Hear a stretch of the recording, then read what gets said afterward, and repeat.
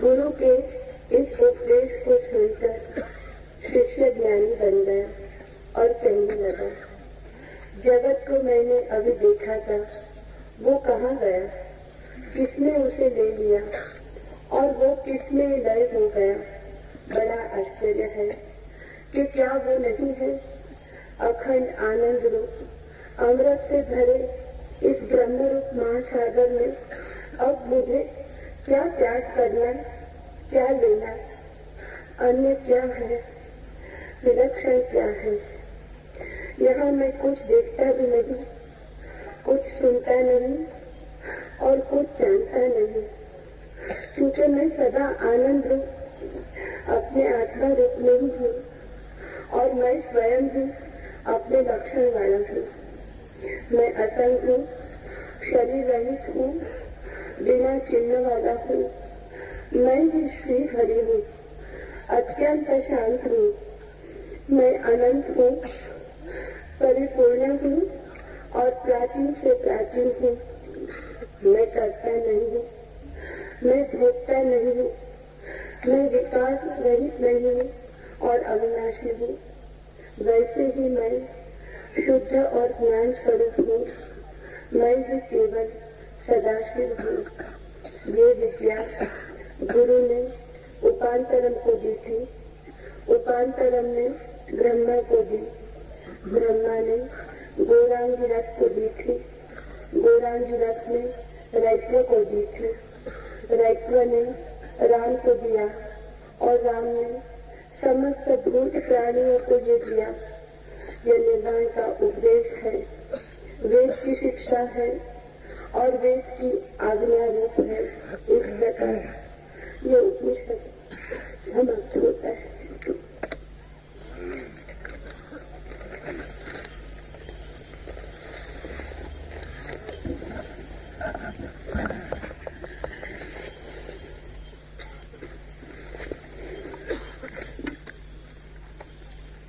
भरोसा न हो ऐसी कठिन है बात। कठिन ही नहीं, हमें तो असंभव ही मालूम होगी, क्योंकि ये सूत्र कहता है, गुरु की इन बातों को सुनकर शिष्य ज्ञान को उपलब्ध हो गया। सुनकर उपलब्ध हो गया, हमारे तर्कशील मन को समझ में नहीं पड़ेगा। लेकिन अगर सच में ही सुना हो तो असंभव नहीं है। अगर श्रवण किया हो तो असंभव नहीं है। क्योंकि हमें श्रवण आता नहीं, इसलिए बात असंभव मालूम पड़ती। सुनकर शिष्य ज्ञान को उपलब्ध हो गए, तो इस बात को थोड़ा हम समझ लें, फिर सूत्र में प्रवेश करें।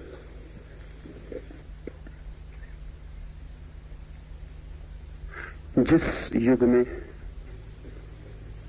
उपनिषद निर्मित हुए, उस युग में और आज के युग में एक बुनियादी फर्क है, और इसलिए उपनिषद की घटना आज के लिए अघट मालूम होती है। जिन दिनों में उपनिषद जन्मे, निर्मित हुए, उन दिनों मन का आधार थी श्रद्धा। आज मन का आधार है संदेह। उन दिनों श्रद्धा ऐसे ही सहज थी जैसे आज संदेह सहज। मन में एक क्रांतिकारी अंतर हुआ है। विज्ञान के जन्म के साथ ही संदेह प्रतिष्ठित हुआ। क्यों? क्योंकि विज्ञान का जन्म संदेह से हुआ। विज्ञान करता है संदेह। सम्यक संदेह विज्ञान का सूत्र है, राइट डाउट। ठीक से संदेह करेंगे तो ही विज्ञान विकसित होता है। संदेह करते चले जाएंगे तो ही विज्ञान के तथ्य उपलब्ध होते हैं। संदेह विज्ञान के खोज की प्रक्रिया है। और जब विज्ञान प्रतिष्ठित होने लगा, और जब विज्ञान की खोजें आदमी के उपयोग में आने लगी, और जब छोटी सी सुई से लेकर एटम बॉम्ब तक विज्ञान का फैलाव हो गया, और आदमी बिना विज्ञान के जीने में असमर्थ हो गया, और जब विज्ञान सब तरफ जीतने लगा, भौतिक जगत में सब तरफ उसकी पताका फहराने लगी, तो स्वभाव था संदेह प्रतिष्ठित हो गया, क्योंकि संदेह से ही जन्मा विज्ञान, और विज्ञान जीता भौतिक जगत में, संदेह प्रतिष्ठित हो गया। आज सारे जगत में जो भी शिक्षा हम देते हैं वो सभी शिक्षा संदेह की शिक्षा है। पहली कक्षा से लेकर और अंतिम विश्वविद्यालय की श्रेणियों तक हम संदेह सिखाते हैं, क्योंकि विचार संदेह के बिना होता ही नहीं। विचार करना हो तो संदेह करना ही चाहिए। विचार को जितना तीव्र करना हो उतनी तीव्र संदेह की धार आवश्यक है। तो आधुनिक जगत की सारी संरचना विज्ञान से हुई है। खाते हैं, पीते हैं, उठते हैं, बैठते हैं, चलते हैं, जीते हैं, इस सब में विज्ञान प्रविष्ट हो गया है, और विज्ञान खड़ा है संदेह के आधार पर। इसलिए आज के मन की जो आधारशिला है वो संदेह है। आज कोई चीज चुपचाप मान लेने की नहीं। श्रद्धा आज का शब्द नहीं है। जब उपनिषद रचे गए तो जैसे आज संदेह प्रतिष्ठित है, तब श्रद्धा प्रतिष्ठित थी। जैसे संदेह आधार है विज्ञान का, ऐसे ही श्रद्धा आधार है धर्म की। इसको ठीक से ख्याल में ले लें। जैसे संदेह के बिना विचार नहीं हो सकता, ऐसे ही श्रद्धा के बिना निर्विचार में नहीं आ सकती। संदेह और श्रद्धा विपरीत है। अगर विचार करना है तो ठीक संदेह आना चाहिए, फिर साहस से संदेह करना चाहिए, फिर इंच इंच परख करनी चाहिए, और बिना तर्क को स्वीकृत हुए कोई चीज स्वीकार नहीं करनी चाहिए, जो हो परिणाम। लेकिन तर्क ही तब सहारा है और संदेह ही तब नाव है। अगर विचार में गति पानी है और अंततः अगर विचार से निष्कर्ष लेना है कोई, तो संदेह उपाय है। लेकिन धर्म विचार से संबंध ही नहीं रखता। धर्म का मामला ही उल्टा है। धर्म कहता है निर्विचार होना है। क्योंकि निर्विचार होना है इसलिए संदेह की कोई जगह नहीं रह जाती। निर्विचार होना है तो संदेह का कोई उपाय ही नहीं है। ये नाव काम की नहीं है। अगर निर्विचार होना है तो संदेह से उल्टी चीज काम की होगी, क्योंकि संदेह विचार का आधार है। श्रद्धा है संदेह से विपरीत, स्वीकार, मान लेना, ट्रस्ट, भरोसा। ये दोनों नावें हैं, इनकी यात्रा अलग अलग है। किसी को वैज्ञानिक बनना हो तो श्रद्धा से नहीं बन सकता, और किसी को धार्मिक बनना हो तो श्रद्धा के बिना नहीं बन सकता। जैसे आज विज्ञान सफल हुआ है और सब तरफ जीवन पर आच्छादित हो गया, ऐसा ही उन दोनों धर्म सफल था और जीवन के रोए रोए पोर पोर में समाविष्ट था। उन दोनों सफलता ही एक सफलता थी, वो धर्म की थी। कोई आदमी उन दिनों कितना ही बड़ा वैज्ञानिक हो जाता तो भी लोगों के लिए वो पाने योग्य स्थिति न मालूम होती। उन दिनों पाने योग्य स्थिति थी किसी बुद्ध की, किसी कृष्ण की, किसी अंगिरस की, किसी रैक्व की। उस दिन पाने योग्य स्थिति थी। उस दिन हमने उन लोगों को देखा था जैसे आज विज्ञान अपने चरम शिखर पर खड़ा है, ऐसा हमने उन दिनों धर्म को अपने चरम शिखर पर देखा था। विज्ञान जब शिखर पर होता है तो वस्तुएं बढ़ जाती हैं, यंत्र बढ़ जाते हैं, कुशलता बढ़ जाती है, भोग के साधन बढ़ जाते हैं। धर्म जब सफल होता है तो चैतन्य बढ़ता है, आत्मा बढ़ती है, त्याग के अनूठे रहस्य उपलब्ध हो जाते हैं। विज्ञान बढ़ता है तो बाहरी यात्रा बढ़ती है, धर्म बढ़ता है तो अंतर यात्रा बढ़ती है। वे बिल्कुल विपरीत है, उनकी दिशाएं प्रतिकूल है। तो उस दिन हमने देखे थे धर्म के दीप स्तंभ, और उन दीप स्तंभों के ही आधार पर सारे मनुष्य का चित्त निर्मित हुआ था। विद्यालय था, विद्यापीठ थी, गुरुकुल था, वे सभी श्रद्धा सिखा रहे थे। तो श्रद्धा हमारे खून में थी। स्वीकार कर लेना सहज था, अस्वीकार कर लेना बड़ा उल्टा काम था। अस्वीकार करने के लिए बड़ी चेष्टा करनी पड़ती किसी को, स्वीकार करने के लिए कोई चेष्टा नहीं करनी पड़ती थी। आज उल्टी है बात, आज अस्वीकार करने के लिए कोई चेष्टा नहीं करनी पड़ती, वो हमारा सहज रुख है। स्वीकार करने के लिए अथक चेष्टा करनी पड़ती, और तब भी भीतर कोई न कोई कहता चला जाता है कि पता नहीं ठीक हो कि न ठीक हो, कि पता नहीं धोखा हो, प्रवंचना हो, कि पता नहीं क्योंकि मैंने तो जाना नहीं है, दूसरे किसी ने जाना है, कहां तक सच होगा। विज्ञान जब जीतता है तो संदेह जीतता है। इसीलिए भारत में विज्ञान का जन्म नहीं हो सका, हो नहीं सकता था। जहां श्रद्धा गहन हो वहां विज्ञान की यात्रा हो ही नहीं सकती। इसलिए उपनिषद के दिन अवैज्ञानिक दिन थे, विज्ञान का कोई विकास नहीं था। इसीलिए पश्चिम में आज धर्म का कोई विकास नहीं हो सकता, क्योंकि विज्ञान सफल हो गया है, संदेह जीत गया है। और ये यात्राएं विपरीत हैं। पूरब ने दिया धर्म, क्योंकि पूरब ने मन को आधार दिया श्रद्धा का।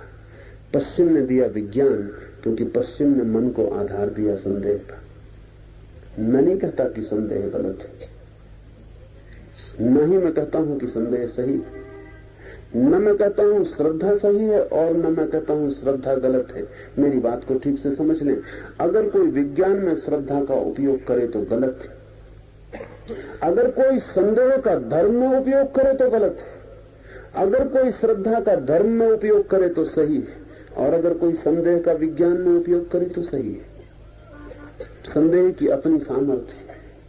पदार्थ को जानने में संदेह की प्रगट सामर्थ्य है, स्वयं को जानने में संदेह नपुंसक है। श्रद्धा की कोई सामर्थ्य पदार्थ को जानने की नहीं है, लेकिन स्वयं को जानने की सामर्थ्य केवल श्रद्धा की। और जब हम एक उपाय का उसके जगत से विपरीत जगत में उपाय करते हैं तो हम मुश्किल में पड़ जाते हैं। कोई आवश्यकता नहीं है। जब मुझे घर के बाहर जाना है तो मुझे मेरा मुंह घर के बाहर की तरफ रखना पड़ता है और पीठ घर की तरफ करनी पड़ती है। जब मुझे घर आना है तो मुझे मुंह घर की तरफ करना पड़ता है, पीठ बाहर की तरफ करनी पड़ती है। श्रद्धा है घर की तरफ मुंह, संदेह है बाहर की तरफ मुंह। श्रद्धा और संदेह एक ही सिक्के के दो पहलू हैं, लेकिन दोनों की उपयोगिता अलग है, दोनों की निष्पत्तियां अलग हैं। और जिसने इन दोनों में भ्रम किया वो कठिनाई में पड़ जाता है। जिन दिनों उपनिषद रचे गए उन दिनों श्रद्धा थी आधार। जो सुना जाता था वो सीधा आत्मसात हो जाता। श्रद्धा का अर्थ है ग्राहकता, श्रद्धा का अर्थ है प्रेमपूर्ण स्वीकार। इस स्वीकार का सारा आयोजन था। ऐसा कोई रास्ते चलते किसी से कुछ कह नहीं देता था। गुरु के पास वर्षों बैठना पड़ता था, गुरु को वर्षों तक पीना पड़ता था, गुरु के साथ वर्षों तक जीना पड़ता था। धीरे धीरे गुरु की श्वास की गति शिष्य की भी श्वास की गति हो जाती थी। धीरे धीरे गुरु का उठना बैठना शिष्य का भी उठना बैठना हो जाता था। धीरे धीरे दोनों के बीच एक तालमेल, एक अंतर सामंजस्य निर्मित हो जाता था। और तब शिष्य जानता था अपने अंतरतम से कि गुरु सत्य है।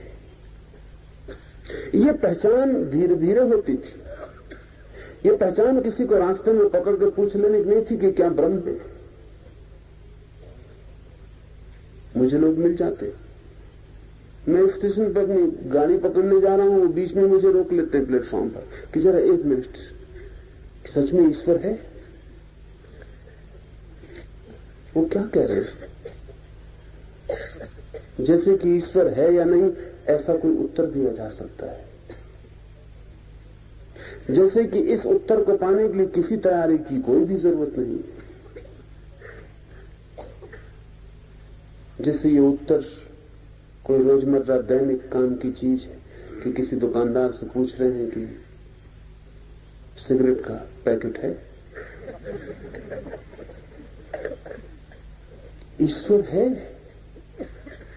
इसे पूछने के लिए वर्षों प्रतीक्षा चाहिए,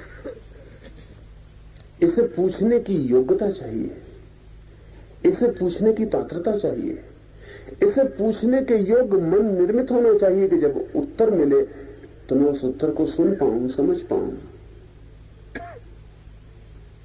ये उन दिनों की घटना है जब कोई साधक गुरु के पास वर्षों बैठता था, सिर्फ बैठता था, देखता था गुरु को, कुछ गुरु बोलता तो सुनता था, पूछता नहीं था। पूछता तो तभी था जब उसे लगता है कि अब गुरु से एक तालमेल बन गया, एक अंतर संबंध निर्मित हुआ, एक सेतु निर्मित हो गया है, और अब गुरु जो भी कहेगा वो मेरे कान तक नहीं रुक जाएगा, मेरे हृदय तक उतर जाएगा। जब तक गुरु के हृदय से हृदय का जोड़ न बन जाए तब तक कोई बात कहने का अर्थ नहीं। ऐसे क्षण में कहा गया होगा ये उपनिषद। इसलिए सूत्र कहता है कि गुरु की इन बातों को सुनकर शिष्य ज्ञान को उपलब्ध हो गया। सुनकर साधा कुछ भी नहीं,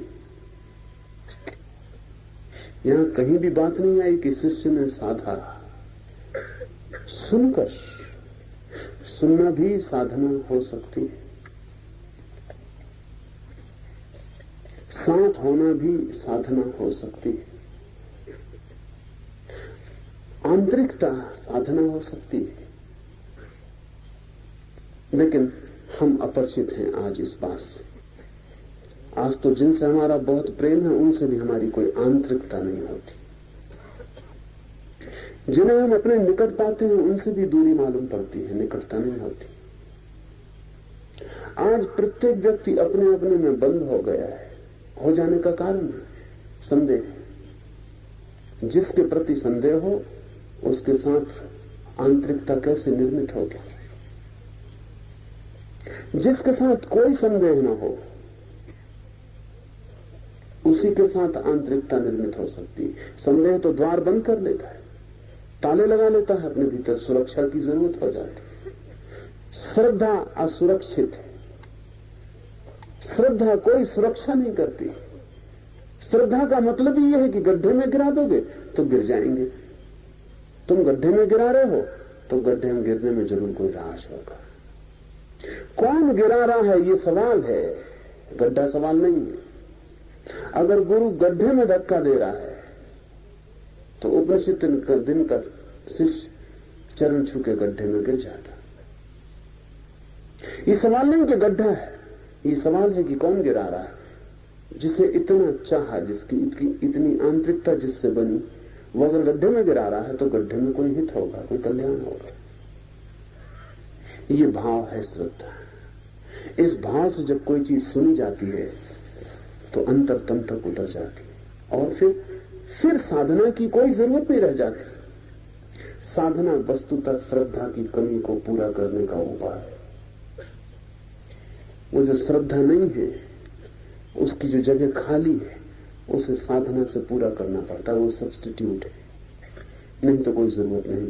क्योंकि उपनिषद की दृष्टि ही यही है कि जिसे पाना है वो तो भीतर मौजूद है, साधने का कोई सवाल नहीं है, कोई प्रयत्न आवश्यक नहीं, कोई प्रयास की जरूरत नहीं, क्योंकि जिसे पाना है वो है ही मौजूद, सिर्फ उसकी तरफ आंख उठानी। अगर श्रद्धा हो प्रगाढ़ और तैयारी हो उस अज्ञात में आंख उठाने की गुरु के इशारे पर, तो बात पूरी हो जाएगी। मारपा ने कहा है, तिब्बत के एक अद्भुत फकीर ने, कि मैंने कभी कुछ साधा नहीं, मैंने कभी कोई प्रयास नहीं किया, मैंने तो बस एक ही काम किया, गुरु पे श्रद्धा की।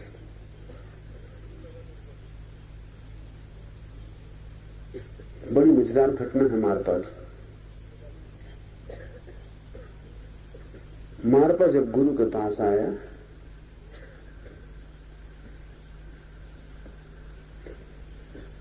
तो मारपा ने कहा कि मैं तो तैयार होकर आया हूं श्रद्धा के लिए। तो उसके गुरु ने कहा श्रद्धा पूरी है? तो मारपा ने कहा श्रद्धा अधूरी होती है। ऐसा मैंने सुना नहीं, श्रद्धा अधूरी हो कैसे सकती? श्रद्धा होगी तो पूरी होगी, नहीं तो नहीं होगी। इसे थोड़ा समझ लें। कुछ लोग कहते हैं थोड़ी थोड़ी श्रद्धा है, थोड़ी थोड़ी नहीं। उन्हें पता नहीं वो क्या कह रहे हैं। श्रद्धा विभाजित नहीं होती। किसी से कहो कि थोड़ा थोड़ा प्रेम है, थोड़ा थोड़ा नहीं, क्या मतलब होता है? किसी से कहो कि थोड़ा थोड़ा सच बोलते हैं, थोड़ा थोड़ा सच। अब वहां जी हैं ये बातें, इनको कोई बांट नहीं सकता। या श्रद्धा होती है या नहीं होती। थोड़े थोड़े का मतलब ये होता है कि नहीं है, लेकिन आप इतने ईमानदार भी नहीं है कि स्वीकार कर लें कि श्रद्धा नहीं है, तो कहते हैं थोड़ी थोड़ी। मारपा ने कहा श्रद्धा पूरी होती, अधूरी मैंने सुनी नहीं, मुझे श्रद्धा है। तो उसके गुरु ने कहा कि सामने जो गड्ढा है इसमें कूद जा। मारपा तत्काल कूद गया। गुरु घबराया कि ये मुफ्त जान गई। ऐसा ना सोचा था कि ये कूद ही जाएगा। भागा गुरु, शिष्य भागे। नीचे जाकर देखा मारपा ध्यान लगाए गड्ढे में बैठा है। गड्ढ भयंकर था, हजारों फीट गहरा था। कोई उपाय बचने का न था, लेकिन उसे खरोंच भी न लगी थी। गुरु ने समझा संयोग है, फिर और परीक्षा करनी पड़ेगी। घर में आग लगी थी। गांव भर घर की तरफ दौड़ रहा था। मारपा को लेकर गुरु भी गया और उसने कहा कि इस आग में प्रवेश कर जा। मारपा आग में प्रवेश कर गया, अंदर चला गया, ध्यान लगा के भीतर बैठ गया। सारा घर जल के राख हो गया। गुरु और उनके सारे शिष्यों ने समझा कि मर गया बेचारा, अब कोई उपाय नहीं। जब राख हो गया तब लोग अंदर घुसे। वो राख के बीच में बैठा था, उसे जरा सी भी खरोंच, आग की जरा सी भी खरोंच नहीं पहुंची थी। तो गुरु ने कहा कि तेरे पास क्या तरकीब है, कौन सा तेरे पास शक्ति है जो तू ये काम कर रहा है? उसने कहा शक्ति सिर्फ आप पर श्रद्धा।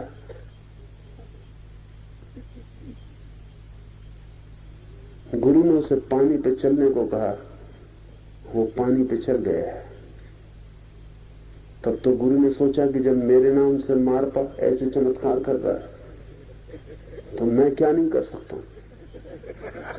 लेकिन गुरु चला और पानी में डूब गया।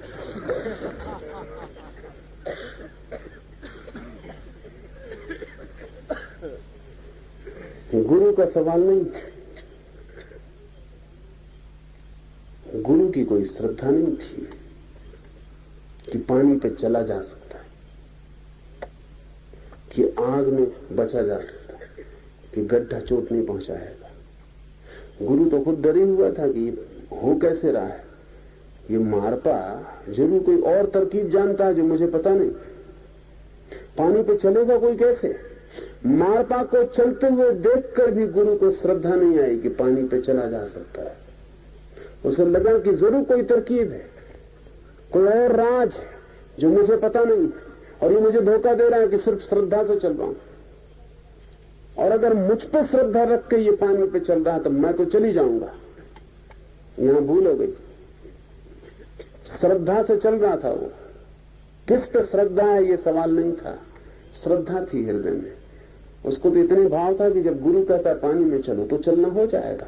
इसमें रत्ती भर कहीं कोई संदेह न था। इसमें क्षण भर को भी संदेह आता तो मारपा डूब जाता। श्रद्धा नाव है, लेकिन एक छेद भी हो तो डुबा देती। गुरु चला डूब गया। तो गुरु ने मारपा को कहा कि तू मुझे धोखा दे रहा है, कुछ न कुछ तेरे पास तरकीब है।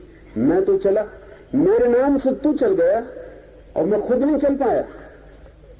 तो मारपा ने कहा अब मेरा भी चलना मुश्किल है। जब मैंने आपको डूबते देखा मामला खत्म हो गया, मेरी श्रद्धा टूट गई। अब भूल के मुझे आप आज्ञा मत देना, अब मैं पूरी ना कर पाऊंगा, और अब मैंने पूरी की तो जिंदा नहीं लौटूंगा। मैंने आपको डूबते देख लिया, अब उपाय नहीं है मेरे पास। जिस नाव से मैं चलता था वो टूट गई, फिर मारपा नहीं चल सका। ये कहानी मीठी, उपयोगी है। श्रद्धा की अपनी एक शक्ति है अगर श्रद्धा तो साधना अनावश्यक है, श्रद्धा काफी है। श्रद्धा नहीं है तो साधना अति आवश्यक है, श्रद्धा काफी नहीं है। एक बड़ी मजेदार बात हो गई, क्योंकि मध्य युग में संतों को ऐसा लगा कि नास्तिकता बढ़ती जा रही है और कोई धर्म में उत्सुक नहीं दिखाई पड़ता। इसलिए कौन करेगा लंबी साधनाएं, कौन करेगा जप, कौन करेगा तप, कौन साधेगा योग, कौन उतरेगा तंत्र में, कोई उतरने वाला नहीं दिखाई पड़ता। लोग धीरे धीरे धीरे धीरे धर्म में अनुसुक होते जा रहे हैं। इसलिए संतों ने कहा कलयुग के लिए तो राम नाम ही एक सहारा है, कि इतना तो कम से कम कलयुग में भी लोग कर लेंगे कि राम का नाम लेने, इसमें कुछ खर्च तो होता नहीं। लेकिन बड़ी भूल हो गई। धर्म का जो विज्ञान है उसके विपरीत है ये बात। कलयुग में साधना की सबसे ज्यादा जरूरत है, क्योंकि श्रद्धा नहीं। इसे थोड़ा समझ लें, क्योंकि बड़ा विपरीत दृष्टिकोण है जो मैं कह रहा हूं। कलयुग में साधना की सर्वाधिक जरूरत है, सतयुग में नहीं थी। क्योंकि श्रद्धा नहीं है, तो श्रद्धा को किस चीज से पूरा करिएगा? राम नाम भी काम कर सकता है, लेकिन उसको ही जिसमें श्रद्धा हो। तो सतयुग में राम नाम का काम करता रहा होगा, अब नहीं करेगा। तो मैं आपसे कहता हूं कि कलयुग में राम नाम लेने से कुछ भी होने वाला नहीं है, क्योंकि जिस हृदय में राम नाम जैसी बात भी कुछ कर सकती थी, वो श्रद्धालु हृदय अब नहीं है। अब तो कठोर साधना करनी पड़ेगी, बड़ा श्रम उठाना पड़ेगा, तब कुछ हो सकता है। क्यों? क्योंकि श्रद्धा की कमी किस चीज से पूरी होगी? श्रद्धा का मतलब होता है दूसरे पर भरोसा, गुरु पर, परमात्मा पर, किसी पर। श्रद्धा का मतलब होता है दूसरे पर इतना प्रगाढ़ भरोसा कि वो जो कह दे हो जाए। जब श्रद्धा न हो तो अपने पर ही भरोसा रह जाता है। साधना है अपने पर भरोसा, किसी और के सहारे कुछ ना होगा, हम खुद ही मेहनत करेंगे। कलयुग में कठोर साधना की जरूरत है। राम नाम से कुछ भी कलयुग में नहीं होने वाला, सतयुग में होता था, नाम से भी हो जाता था। बहाने थे, कोई भी काम कर जाता था, आदमी तो तैयार ही था, भाव उसका गहरा था। जरा सी चिंगारी, बारूद तैयार थी, आग लग जाती थी भीतर। अब वो श्रद्धा की बारूद ही नहीं है कि राम की जरा सी चिंगारी भी भीतर पड़ जाए तो आग लग जाए। अब तो भीतर पानी भरा हुआ है संदेह का। चिंगारी क्या, बड़े से बड़ा बम भी फेंको वो भीतर ठंडा हो जाता, वो वहां पड़ता है अंदर पानी में, शांत होता रह जाता। ये सूत्र समझने जैसा है। गुरु के इस उपदेश को सुनकर शिष्य ज्ञान को उपलब्ध हुआ और कहने लगा, जो गुरु ने कहा था वो उसे दिखाई पड़ने लगा। जो गुरु ने कहा था वो उसने सुना ही नहीं, वो उसका अनुभव बनने लगा। जो गुरु ने कहा था उस पर उसने सोचा नहीं, विचारा नहीं, वो उसका प्रत्यक्षीकरण होने लगा। कहने लगा, जगत को मैंने अभी अभी देखा था, कहां गया?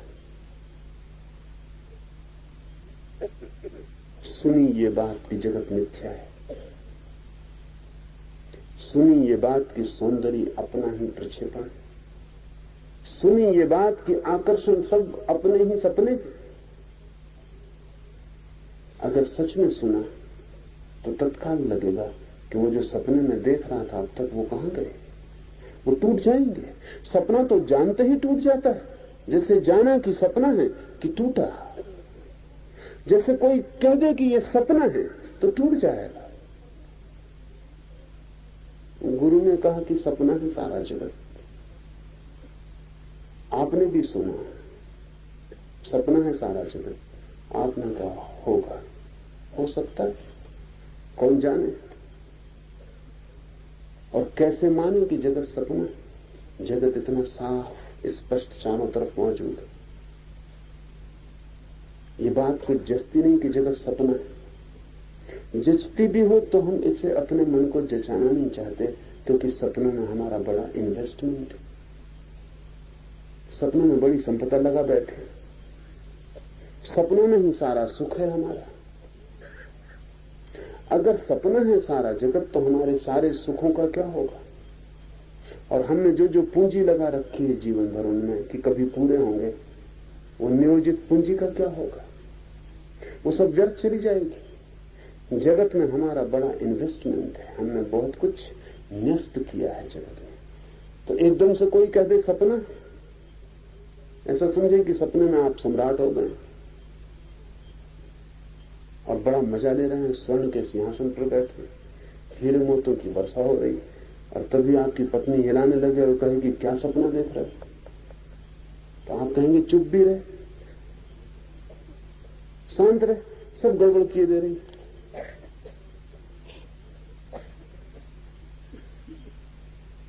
बामुश्किल तो ऐसा सपना देखने को मिला था, उसे तोड़ना कठिन मालूम पड़ता है। हम सब सपने देख रहे हैं। गुरु कहता है ये सब सपना है, ये सब माया है। कौन इस बात को मानने को राजी होगा? वही जो अपने सुखों और दुखों को, अपने लोभ को, मोह को एक तरफ हटाकर इस सत्य को देखे कि क्या ये सच है?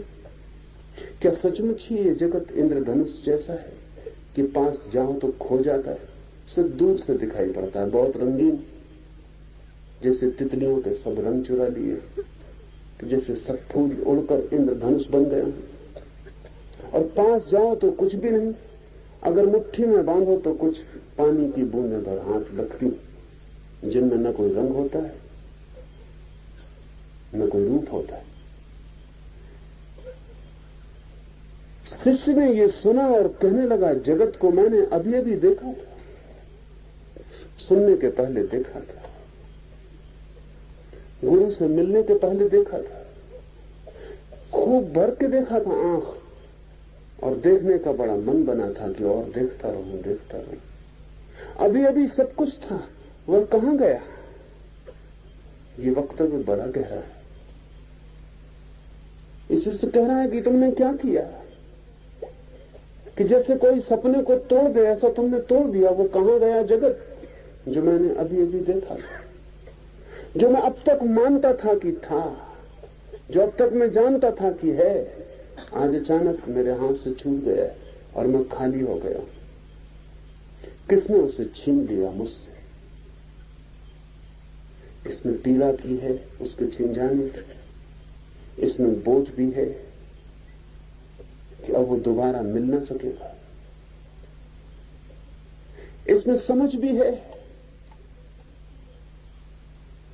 एक घटना घट गई है और वह किसमें लय हो गया। बड़ा आश्चर्य है कि वह नहीं, निश्चित ही इससे बड़ा आश्चर्य और क्या होगा कि जिसे हमने जाना था कि है, जिसे हम जी रहे थे, जिसमें हम संलग्न थे और जिसमें हमने सारे की सारे सुख संजोए थे, स्वर्ग बसाए थे, सब अचानक तिरोहित हो गया। बड़ा आश्चर्य है कि क्या वह नहीं है? अभी भी बीच में खड़ा हुआ है शिष्य, उस तरफ जो जगत था खो गया है, अभी नए पर पकड़ नहीं बैठी। जैसे अचानक अंधेरे से प्रकाश हो जाए तो अंधेरा तो खो जाता है, लेकिन प्रकाश पर आंख नहीं बैठती, आंख झपकती। जिस जगत को जन्मों जन्मों तक जाना हो, अगर वो एक झलक में विलीन हो जाए तो जगत तो खो जाता है, ब्रह्म का दर्शन नहीं होता। थोड़ा वक्त लगेगा, थोड़ा आंखों को राजी होना पड़ेगा। अंधेरे की देखने की आदत प्रकाश को देखने में थोड़ी सी बाधा लाएगी, आंखें चौंधिया जाएंगी।